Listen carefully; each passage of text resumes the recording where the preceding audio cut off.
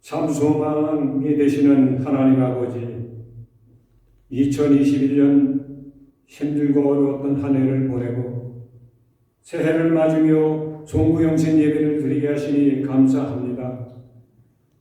지난 한 해 코로나 역병으로 인해 일상을 잊어버리고 수많은 질고와 풍파와 어려움이 있었지만 주님 나라에 품어주시고 안전한 길로 인도해 주신 하나님의 그 크신 은혜에 감사를 드립니다.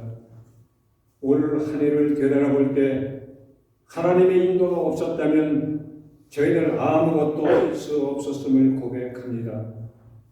부족하고 죄 많은 저희들을 자녀로 불러주셨는데 게으르고 나태하여 변변한 열매 없이 부끄러운 모습으로 주 앞에 나왔습니다.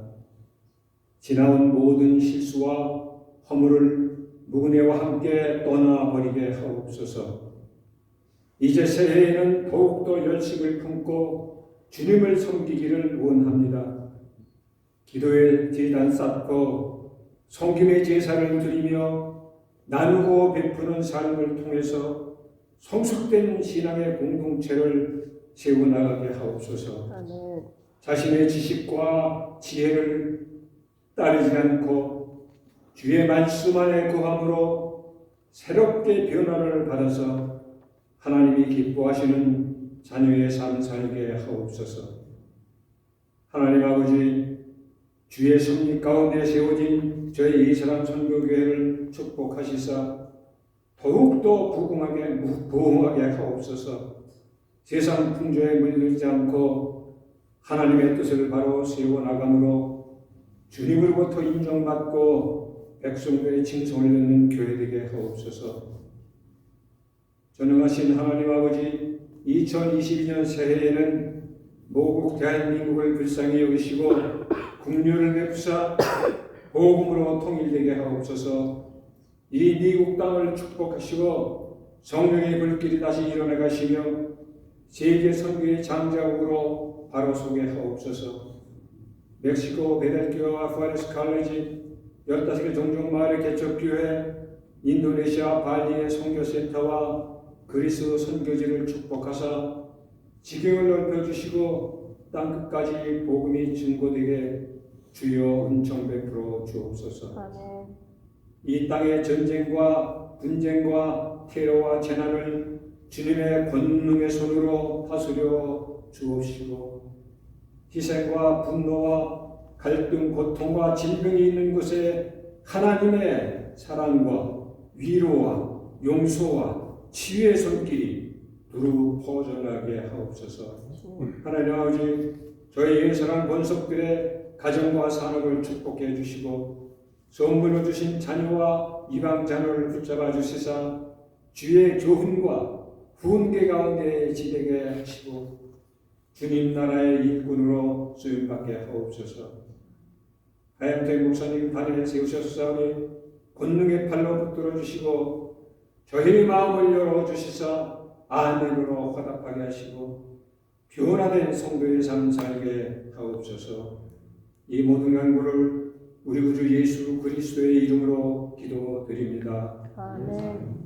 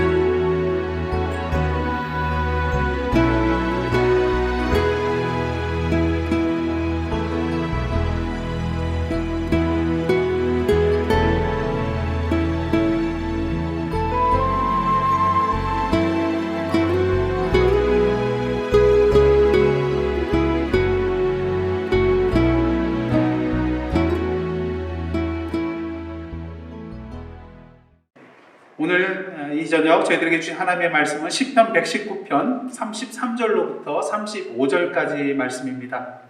여호와여, 주의 율례들의 도를 내게 가르치소서. 내가 끝까지 지키리이다.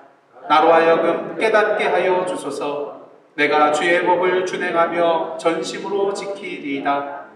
나로 하여금 주의 계명들의 길로 행하게 하소서. 내가 이를 즐거워함이이다. 아멘.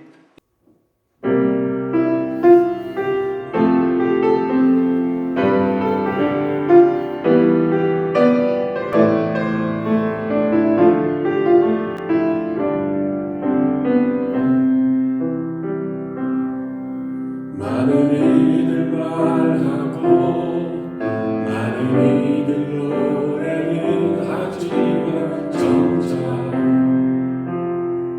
가지 않는 길이 두려운 생각보다 많이 힘들고 험한 길보다 그저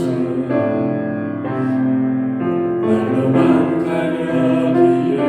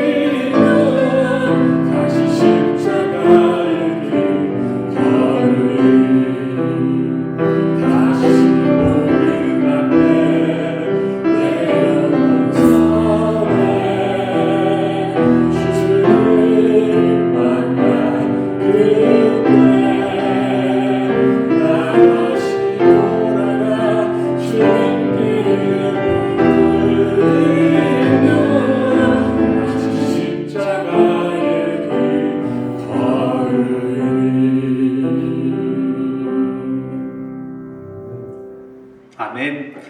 두 집사님의 귀한 은혜의 찬양이었습니다. 함께 기도하시겠습니다. 하나님, 그렇습니다. 오늘도 주님께서는 우리에게 다시라는 기회를 주시는 분이심을 이 시간 고백합니다. 다시 돌아올 것 같지만 않았던 그 일상의 생활이 조금씩 다시 돌아오며 다시 함께 모여 예배드릴 수 없다고 생각되었던 그 시절이 있었지만 오늘 이 시간 이렇게 함께 모여서 말씀과 찬양과 기도함으로 주님 앞에 예배하며 나아갈 수 있도록, 다시 주님 앞에 함께 모여 설 수 있도록 인도하여 주신 주님의 은혜에 감사를 드립니다. 그러게 오늘도 다시 주님의 말씀 앞에 서기를 원합니다. 이 시간 성령으로 저희들의 심령을 인쳐 주시어서 오늘 살아계셔서 역사하시는 그 하나님의 말씀을 온전히 가슴으로 받고 누리며 결단하는 은혜 시간 되게 하여 주옵소서. 예수님의 이름으로 기도드리옵나이다. 아멘. 지난 2020년 한 해 저희가 어떠한 표를 가지고 여기까지 걸어왔습니까? 다시 복음 앞에라는 그런 표를 가지고 여기까지 걸어왔습니다. 참으로 여기까지 걸어오기 힘든 그런 시간들이었습니다. 그러면서 아까 영상을 준비하면서 작년과 또 2021년 한 해 동안 한번 돌아보는데요. 영상 곳곳에 보면은 성전이 비어 있고 또 저희들 현장 업무하는 시간에 오셔서 또 기도하시는 분도 계시고 또 우리 빌리김지사님, 캐트김지사님 목요일마다 오셔가지고 찬양을 녹화를 하는데 아무도 안 계시는데 거기서 그냥 두 분이 서서 카메라 앞에서 또 찬양을 녹화하고 저도 매번 금요일 또 주일 예배 녹화하기 위해서 혼자 이렇게 카메라 설치해 놓고 카메라 앞에서 이렇게 보고 하는데 참 이상하더라고요. 근데 또 놀라운 것은 나중에 되니까 또 익숙해지더라고요. 근데 중요한 것은 이렇게 모여서 예배 드릴 수 있는 것이 얼마나 큰 은혜인지요. 특히 하나님께 감사드릴 것은 지금까지 여기까지 하나님께서 인도해 주신 것과 또 우리가 홀로 가지 아니하도록 눈에 보이는 옆에 성도님들을 우리에게 허락해 주셨다는 것입니다. 여러분들 이 자리에서 한두 분만 나와서 예배 드린다고 생각을 해보세요. 아마 힘이 잘 안 날 것입니다. 물론 하나님께서는 두세 사람이 모인 곳에서 함께 계시는 분이시지만 우린 연약한지라 옆에 누군가 함께 있어야지 더 힘이 나더라고요. 그런 의미에서 한번 옆에 분들 한번 돌아보시길 원합니다. 대부분 보면 그 자리가 고정석이에요. 그 자리가 비어있을 때 여러분 마음이 어떻습니까? 좀 걱정이 되죠. 왜 안 나오셨을까? 무슨 일이 있으실까? 두세 사람이 한 사람보다 낫습니다. 세 사람이 네 사람이 세 사람보다 높고요. 다섯 사람이 네 사람보다 낫습니다. 서로에게 힘이 되어주고 길동무가 되어줄 수 있기 때문인 것이죠. 넘어져도 일으켜줄 사람이 있기 때문인 것입니다. 그런 의미에서 이 시간 다시 한번 주님 앞에 감사를 드리며 또 여기까지 함께 걸어오신 여러분들 주님의 이름으로 다시 한번 감사드리며 여러분 사랑합니다. 이제 2022년 새해를 저희가 앞두고 있습니다. 바라기는 새해는 세상적이고 인간적인 욕망이 아닌 하나님이 주시는 그러한 새 소망 안에서 주님의 아름다운 열매들을 풍성히 맺어가시는 저와 여러분의 복된 삶이 되기를 원합니다. 세상적이고 인간적인 욕망은요, 주님이 주시는 소망과는 분명히 다릅니다. 무엇인가를 바란다는 그런 점에 있어서는 똑같다고 할 수가 있겠지만 그 바라는 방향이 전혀 다를 수 있기 때문인 것이죠. 세상적이고 인간적인 욕망은 궁극적으로 나를 위하여 가지려는 것이지만 하나님이 주신 나에게 주시는 소망은 궁극적으로 주님을 위하여 나를 드리는 것이기 때문인 것입니다. 세상적인 욕망은 내가 가지려는 것이요, 하나님이 주시는 소망은 나를 주님께 드리는 것입니다. 그 방향이 완전히 다르다는 것이죠. 그런 의미에서 여러분은 어떤 소망을 가지고 2022년도를 시작하려고 하십니까? 새해는 무엇보다도 주님께 나를 드림으로 말미암아 내가 원하는 것이 아닌 주님께서 원하시는 바를 나를 통하여 이루어 나아가는 그런 의미 있는 한 해가 되기를 간절히 원합니다. 그런 의미에서 이 시간 다시 한번 새해 인사를 나누기를 원하는데요. 이렇게 한번 옆에 분에게 축복해 주시기를 원합니다. 주님의 소망을 이루시는 한 해 되시길 축복합니다. 주님의 기쁨이 되시는 새해가 되기를 축복합니다. 우리 인간은 채워나가는 존재더라고요. 자동차에 기름이 부족하다고 불이 들어오면은 가스스테이션에 가서 기름을 넣게 되겠죠. 또 냉장고가 비면 마트에 가서 먹을 것들을 사다가 채워 넣습니다. 특히 뱃속에서 꼬르륵 소리가 나면 금강산도 식후경이라 밥 먹고 해야 되겠죠. 그래서 뭔가를 배에 채워 넣게 됩니다.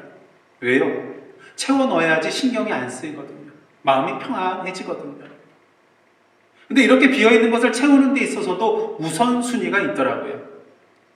여러분은 무엇을 채워 넣는 것이 가장 중요하다고 생각이 되십니까?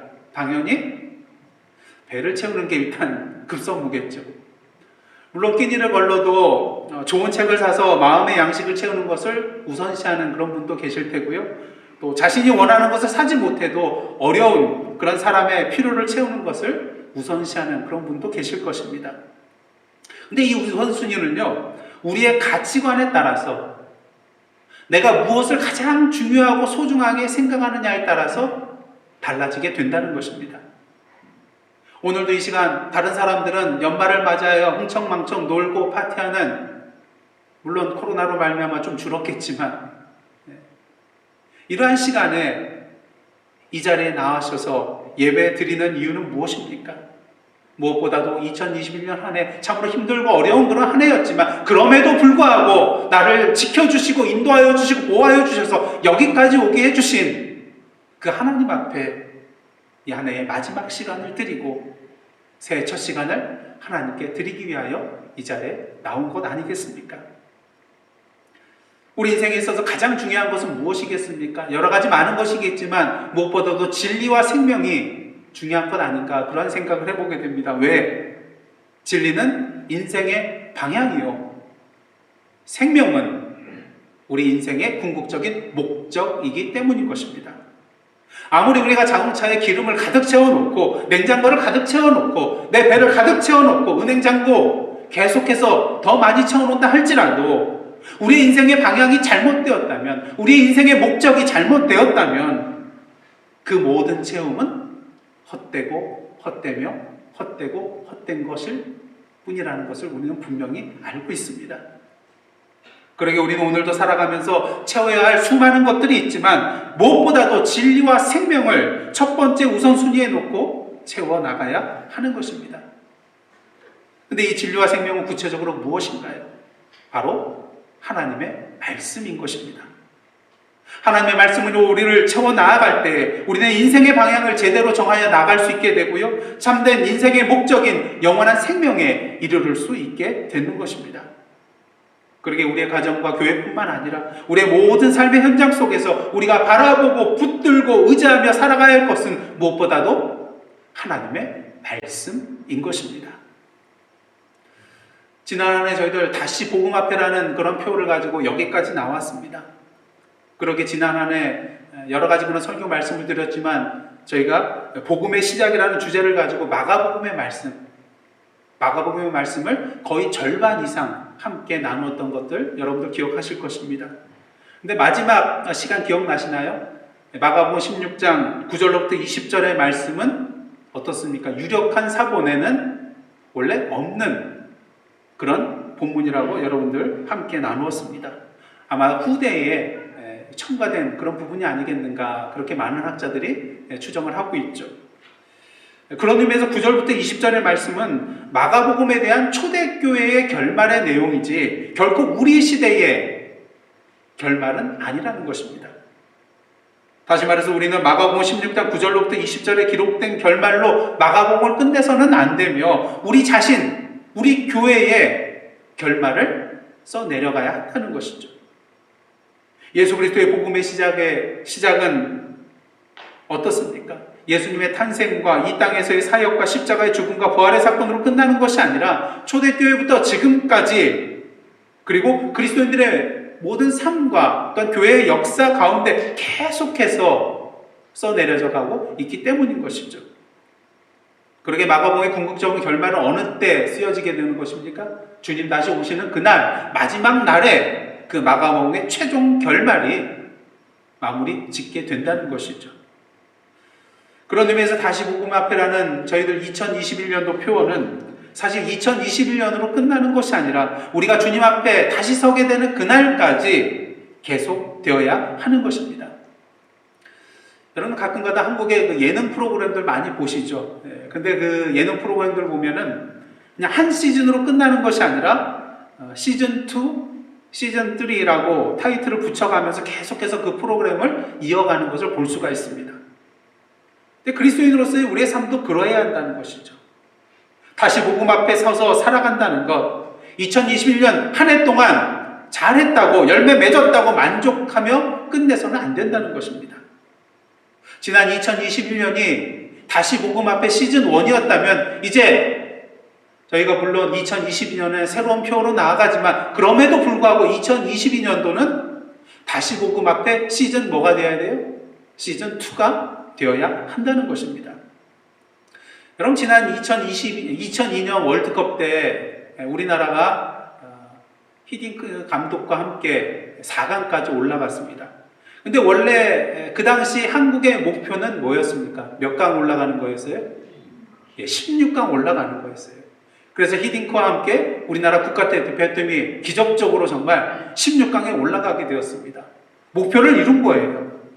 근데 너무나도 유명한 말 아시죠? 히딩크가 뭐라고 했습니까? 나는 아직도 배고프다. 무슨 말입니까? 우리가 목표로 삼았던 16강에 올라갔지만 나는 이것으로 만족하지 못한다. 더 높은 곳으로 올라가고자 한다. 더 승리하고 싶다는 그러한 표현인 것이죠. 그리하여 4강 진출이라는, 앞으로 우리나라가 이 4강까지 올라갈 수 있을지 모르겠습니다. 거의 불가능한 그런 4강의 그런 쾌거를 이루어냈습니다. 이제 2021년의 해가 지고 있습니다. 혹시 다시 복음 앞에라는 이 표 아래에 여러분들이 생각하셨던 그 목표들을 다 이루셨습니까? 바라기는 그것으로 배불러하며 만족해하며 중단하지 마시기를 원합니다. 히딩크처럼 한 걸음 더 나아가는 저와 여러분의 모습이 되기를 원합니다. 그런 면에 있어서 옆에 분들에게 이렇게 말씀해 주시기를 원합니다. 저는 아직도 배고픕니다. 좀 크게 해주세요. 저는 아직도 배고픕니다. 2002년 월드컵 당시에, 한일 월드컵 당시에 그 붉은 악마들의 응원 구호 중에 하나가 뭐였냐면요. 꿈은 이루어진다. 맞는 말인가요? 맞는 말인가요? 물론 어떠한 꿈과 비전을 품고 최선을 다하면 그것을 이룰 수 있습니다. 하지만 모든 비전과 꿈이 최선을 다한다고 반드시 이루어지는 것은 아니더라고요. 만일 그 꿈이, 그 비전이 나에게서 시작된 것이라면 말이죠. 그러게 우리는 꿈은 이루어진다. 사실 좋은 말이에요. 우리에게 동기부여를 해줄 수 있는, 힘을 줄 수 있는 그런 말이지만 엄밀하게 말하면 우리의 슬로건을 이것으로 바꿔야 됩니다. 한번 다 함께 큰 소리로 외치시기를 원합니다. 하나님의 말씀은 이루어진다. 그리스도인으로서 꿈은 이루어진다가 아니라 하나님의 말씀은 이루어진다는 그 슬로건을 붙들고 나가야 된다는 것이죠. 왜냐하면 우리 인간적인 마음, 세상적인 그런 마음 속에서 나온 그 슬로건과 목표는 이루어지지 않을 수도 있는 것이기 때문인 것입니다. 하지만 하나님의 말씀은 어떻습니까? 반드시 이루어지는 것입니다. 지난번에도 말씀드렸다시피 하나님의 말씀은 곧 뭐라고요? 성취이기 때문인 것입니다. 여러분 요셉의 꿈을 보시기를 바랍니다. 애국으로 종으로 팔려갔을 때 요셉의 꿈은 도저히 이루어질 수 없는 것처럼 여겨집니다. 하지만 어떻습니까? 하나님께서 그와 함께 하심으로 말미암아 그를 형통케 하여 주심으로 말미암아서 그가 결국에는 애굽의 총리 대신이 되는, 그래요 그의 형들이 와서 그에게 절하는 그 꿈이 그대로 이루어지는 것을 우리가 보게 되는 것입니다. 메시아 그리스도를 보내주신다는 하나님의 약속을 한번 생각해 보시기를 원합니다. 수백 년 동안 아무리 기다려도 도대체 하나님의 말씀이 이루어지지 않았음에도 불구하고 결국 예수께서 이 땅에 오심으로 말미암아 그 약속의 말씀이 성취되는 것을 우리는 말씀을 통해서 분명히 보게 되는 것입니다. 오늘도 하나님께서 우리에게 말씀하고 계십니다. 우리에게 비전과 꿈을 주고 계십니다. 여러분, 2021년 한 해 다시 복음 앞에 시즌 1을 무사히 마치셨습니까? 바라기는 이제 다시 복음 앞에 시즌 2를 시작하시는 2022년 새해가 되기를 원합니다. 복음 앞에 사는, 말씀 앞에 사는 우리의 삶은 한 해로 끝나는 것이 아니라 앞서 말씀드린 것처럼 하나님의 말씀이 이 땅에 이루어지는 그날까지 계속되어야 하는 일이기 때문인 것입니다. 물이 바다 덮음같이 여호와를 인정하는 것이 온 세상에 가득하게 될 그날까지 계속해서 이루어 나아가야 할 우리의 사명이기 때문인 것이죠. 그렇다면 다시 복음 앞에, 다시 말씀 앞에 시즌2를 사는 우리의 삶은 어떠한 삶이 되어야 되겠습니까? 오늘 시편의 본문의 말씀은 그 삶이 어떠한 삶이 되어야 되는지 세 가지의 간구를 통하여서 우리에게 분명히 알려주고 계십니다. 알려주고 있습니다. 첫째로 말씀에 대한 사모함이 있어야 합니다. 33절 상반절 말씀 다 함께 합독하시겠습니다. 시작. 여호와여 주의 율례들의 도를 내게 가르치소서. 아이와 어른의 차이점들이 많이 있는데요. 가장 큰 차이점 중에 하나는요. 어른과는 달리 아이들은 모르면 뭐라고 말합니까? 가르쳐달라고 해요. 귀찮을 정도로 가르쳐달라고 해요. 그만큼 궁금증이 많기 때문이기도 하죠. 하지만 어른들은 어떻습니까? 좀처럼 가르쳐달란 말을 하지 않습니다. 여러 가지 이유가 있는데 대표적인 두 가지 이유는요. 하나는 체면 때문에 그렇고요. 그다음 두 번째는 자기가 알고 있다고 뭐 하기 때문에요? 착각하고 있기 때문인 것입니다. 하나님의 말씀은 어떠한 말씀입니까? 우리의 인간적인 지식과 또한 경험과 과학을 넘어서는 그런 말씀입니다. 그렇게 우리가 평생을 연구한다 할지라도 다함이 없는 것, 결코 다 이해할 수 없는 것이 바로 하나님의 말씀인 것이죠. 그렇게 지혜로운 자는 어떠한 사람입니까? 자신의 무지함을 알고 가르쳐 달라고 말하는 사람이 사실은 지혜로운 사람인 것이죠. 근데 중요한 사실은 우리가 무엇인가에 대하여 가르쳐 달라고 말하게 되는 때는 언제입니까? 그것에 대하여 정말로 관심이 있을 때, 그것에 대하여 정말로 알고 싶을 때 가르쳐 달라는 말을 하게 돼 있는 것입니다. 여러분, 관심이 없는데, 알고 싶은 마음이 없는데 가르쳐 달라는 말을 하겠어요? 결코 그럴 수 없다는 것입니다. 그런 의미에서 말하기는 2022년 새해에는 더욱더 하나님의 말씀에 대하여 관심을 가지고 갓난 아이들과 같이 순전하고 신령한 젖을 사모하는, 하나님의 말씀을 사모하는 저와 여러분의 모습이 되기를 원합니다. 주여 나를 가르치소서. 그 다음 둘째로 말씀에 대한 깨달음이 있어야 합니다. 오늘 34절 상반절 말씀 다 함께 읽겠습니다. 시작. 나로 하여금 깨닫게 하여 주소서. 아무리 성경을 수십 번, 수백 번, 수천 번 읽는다 할지라도 그 말씀에 대한 참된 깨달음이 없다면 그 모든 말씀은 무용지물이라고 할 수가 있을 것입니다. JMS 정명석 씨는 뭐 성경을 3,000번 읽었다는 그런 말을 하더라고요. 근데 3,000번 읽으면 뭐 합니까? 사람들을 오히려 지옥의 구렁텅이로 빠지게 만드는 그 길을 가게 하는데요. 예수님의 제자들을 보시기를 원합니다. 말씀이신 예수님과 3년 동안 동고동락하며 함께 지냈음에도 불구하고 예수님에 대하여 온전히 깨닫지 못했던 것을 우리는 분명히 보는 것입니다. 그래도 예수님에 대하여 온전히 깨닫게 된 때는 언제예요? 예수님의 부활의 사건 이후인 것입니다. 그전에는요, 예수님의 말씀에 대하여 제대로 이해도 못하고요, 예수님이 누구신지에 대해서도 제대로 알지 못했습니다. 우리도 마찬가지죠. 우리가 하나님의 말씀을 온전히 깨닫지 못하는 이유는 무엇일까요? 여러 가지 이유가 있겠지만 무엇보다도 우리의 마음이 연약해서 흔들리기 때문인 것입니다. 오늘 본문 뒤에 나오는 36절과 37절 말씀 제가 봉독해 드리겠습니다. 내 마음을 주의 증거들에게 향하게 하시고 어디로요? 탐욕으로 향하지 말게 하소서. 내 눈을 돌이켜 뭘 보지 말게 하려고요? 허탄한 것을 보지 말게 하시고 주의 길에서 나를 살아나게 하소서. 우리가 하나님의 말씀을요, 제대로 깨닫지 못하는 이유는 우리의 마음과 눈이 자꾸 다른 데로 향하기 때문인 것입니다. 탐욕과 허탄한 곳으로 향하기 때문인 것이죠. 거기에 미혹함을 받게 된다는 것입니다. 특히 37절에 나오는 허탄한 것은요, 실제로 존재하지 않는 것을 의미한다고 합니다. 마치 사막의 신기루처럼 저 멀리서 목이 타 죽겠는데, 죽을 지경인데 저 멀리 오아시스가 보여요. 하지만 기쁜 마음으로 힘껏 달려가봤자 뭡니까? 아무것도 없다는 것이죠. 이것이 바로 허탄한 것이라는 것입니다. 그러게 이 단어는요, 종종 우상을 묘사할 때 이 단어를 사용한다고 합니다. 왜냐하면 우상은 무엇입니까?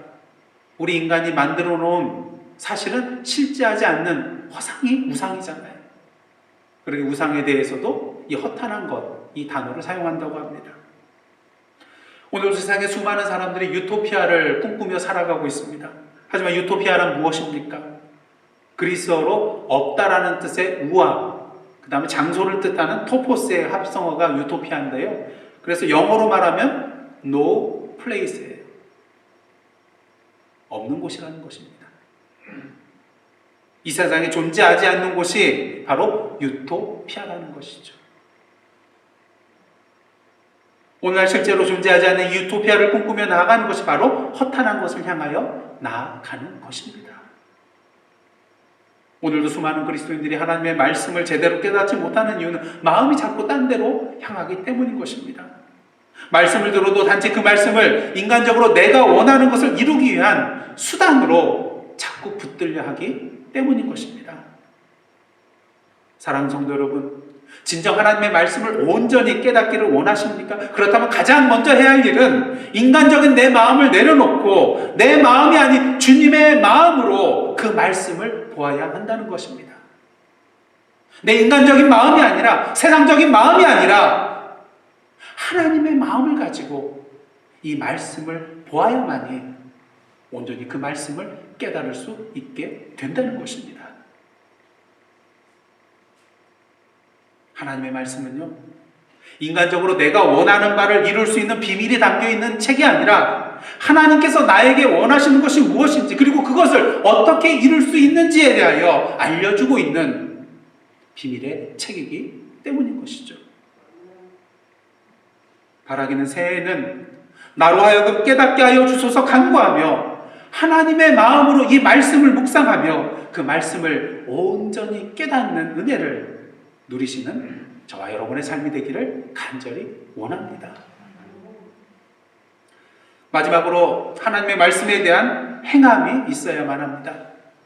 35절 3반절 함께 보도록 하겠습니다. 함께 읽겠습니다. 시작. 나로 하여금 주의 계명들의 길로 행하게 하소서. 이를 통해 우리가 알 수 있는 것은요, 지금까지 시편 기자가 간구하였던 나를 가르치소서, 나로 깨닫게 하소서, 이 간구가 궁극적으로 무엇을 위한 것인지 분명히 알 수 있다는 것입니다. 그것은 바로 배운 대로, 깨달은 대로 살아가게 해달라는 것, 행하는 삶을 살게 해달라는 그것이 바로 목적이었다는 것이죠. 33절과 34절 말씀, 그런 의미에서 다 함께 다시 한번 봉독하도록 하겠습니다. 시작. 여호와여 주의 율례들의 도를 내게 가르치소서. 내가 끝까지 지키리이다. 나로 하여금 깨닫게 하여 주소서. 내가 주의 법을 준행하며 전심으로 지키리이다. 하나님께서 가르쳐 주시면, 깨닫게 해주시면 어떻게 하겠다는 거예요? 지키는데 어떻게 해요? 끝까지 지키겠다는 거예요. 전심으로 지키겠다는 것입니다. 여기 33절의 끝까지라는 이 히브리어 원어는요, 여러 가지 의미가 있는데 먼저 그 발 뒤꿈치라는 그러한 의미가 있다고 합니다. 그러니까 발 뒤꿈치까지 이렇게 해석을 할 수가 있다는 것이죠. 이게 뭐냐면요, 머리 끝에서부터 발끝까지 철저하게 이 말씀을 지키겠다는 그러한 뜻인 것입니다. 또한 이 끝까지라는 말은 종말이라는 의미로도 해석이 될 수 있는데요, 인생의 마지막까지, 내 인생의 종말 때까지 이 말씀을 지키겠다, 이런 의미도 담겨 있다는 것입니다. 그리고 34절에 전심으로 지키겠다고 할 때 이 전심이라는 말은요, 갈라진 마음이 아니라 온전히 하나의 마음이라는 그런 의미를 가지고 있다고 합니다. 다시 말해서 탐욕과 허탄한 것에 마음을 빼앗기지 아니하고 오직 자신의 마음을 주님께 두고 한 마음을 품고 주님만을 향한 그 마음으로 살아가겠다는 그러한 의미가 이 안에 담겨져 있다는 것이죠. 우리가 말씀을 배우고 깨달아야 하는 이유와 목적은 그 말씀대로 행하며 살아가기 위한 것입니다. 여러분들이 잘 아시는 무디 목사님은 성경은 지식을 증가시키라고 주신 것이 아니라 삶의 변화를 위해 주신 것이다 라고 말했습니다. 참된 지식이란 무엇일까요?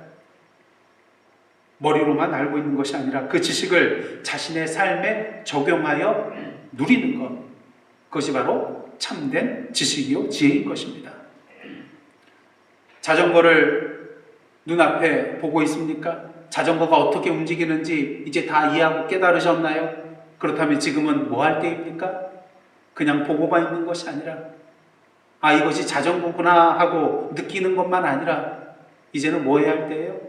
이 자전거에 올라타서 페달을 힘껏 밟을 때라는 것입니다.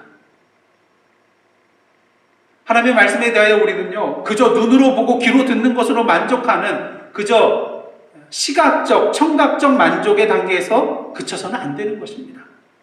그저 마음속으로 정말 좋은 말씀이구나, 감동받고 깨닫고 기뻐하는 그저 지적인 만족의 단계에 그쳐서는 안 된다는 것입니다. 한 걸음 더 나아가 그 말씀대로 살아감을 통하여서 그 말씀을 나의 삶 가운데 직접 누리고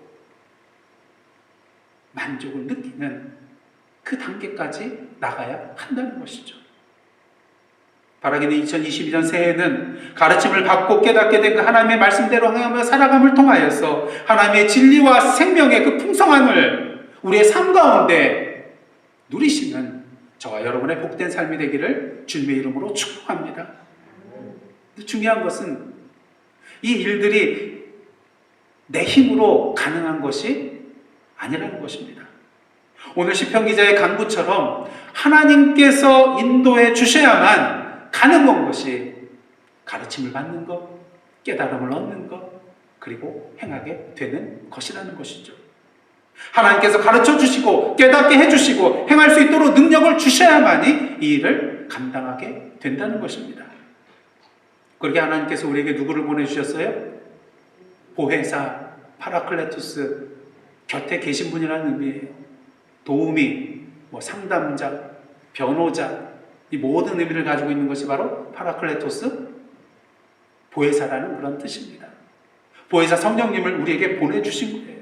왜? 오늘도 우리 곁에 계셔서 우리로 하여금 말씀을 사모하는 마음을 주시고 그 말씀을 깨닫게 하고 그 말씀을 삶 가운데 누려나갈 수 있도록 도와주시기 위함인 것입니다. 그분이 바로 우리 아버지 하나님이세요. 아버지이기 때문에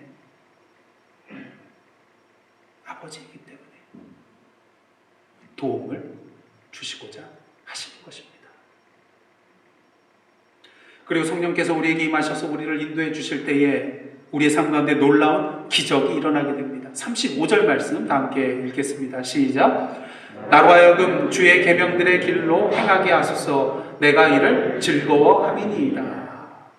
시편 기자가요, 나에게 가르쳐 주십시오. 나로 하여금 깨닫게 해주십시오. 그리고 나로 하여금 행하게 해주십시오. 이렇게 간구한 이유가 무엇입니까? 이렇게 살아가는 것이 인생의 참된 기쁨과 즐거움이라는 것을 알기 때문인 것입니다. 근데 이것이 기적이더라고요. 왜요? 여러분, 이 하나님의 말씀대로 살아가는 것이 쉬운가요? 이 하나님의 말씀대로 사는 것이 정말로 기쁘신가요? 즐거우신가요? 막 행복이 넘쳐나시나요? 부분적으로는 그런데 어떤 말씀에 대해서는 영 마음이 내키지가 않고 어떨 때는 짐처럼 느껴지고 어쩔 때는 십자가의 길로 여겨지잖아요. 그럼에도 불구하고 이 말씀대로 살아가는 것이 기쁨과 즐거움이라면 그것은 바로 기적이라는 것입니다. 근데 이 기적을 누가 이루어주세요? 우리 안에 내주하고 계시는 성령 하나님께서 그 기적을 우리의 삶 가운데 이루어 주신다는 것입니다. 이제 2022년 새해를 앞두고 있습니다. 바라기는 계속해서 다시 복음 앞에 시즌2를 살아가시는 저와 여러분의 삶이 되기를 원합니다. 성령 안에서 말씀을 사모하고 성령 안에서 말씀을 깨닫고 성령 안에서 말씀을 행함으로 말미암아 이런 말씀의 삶이 저와 여러분의 참된 기쁨과 즐거움과 행복의 길이 되기를 주님의 이름으로 축복합니다. 이 기적을 누리시는 새해가 되기를 간절히 원합니다. 옆에 분에게 인사하세요. 새해에는 기적을 이루십시오. 새해에는 말씀의 기적을 누리십시오. 기도하시겠습니다. 하나님, 저희들에게 2022년 새해를 주심에 감사드립니다. 바라기는 주여, 내게 말씀을 가르치소서. 나로 말씀을 깨닫게 하소서.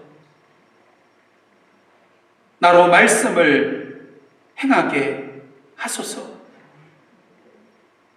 계속해서 성령 안에서 말씀의 참된 기쁨과 즐거움을 맛보고 누리는, 기적을 누리는 2022년 새해가 되게 하여 주시옵소서.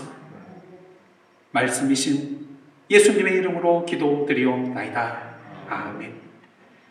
이제는 말씀이신 예수 그리스도의 은혜와 오늘도 우리의 아버지에 되어 주시어서 우리를 사랑하여 주시고 인도하여 주시고 품어주시는 하나님의 크신 사랑과 오늘도 우리로 하여금 가르침을 받고 깨닫게 하시고 그 말씀대로 살아갈 수 있도록 항상 우리와 동행하여 주시며 인도하여 주시는 성령 하나님의 교제하심과 인도하심의 역사가 오늘 이 시간 송구영신 예배를 맞이하여 한 해의 마지막과 새해 첫 시간을 주님 앞에 드리며 새해도 온전히 다시 복음 앞에 다시 말씀 앞에 서서 승리하며 나아가는 삶을 살기로 다짐하며 나아가는 하나님의 백성들과 그 삶의 터전 위에 나라와 민족과 이 미국 땅과 선교지와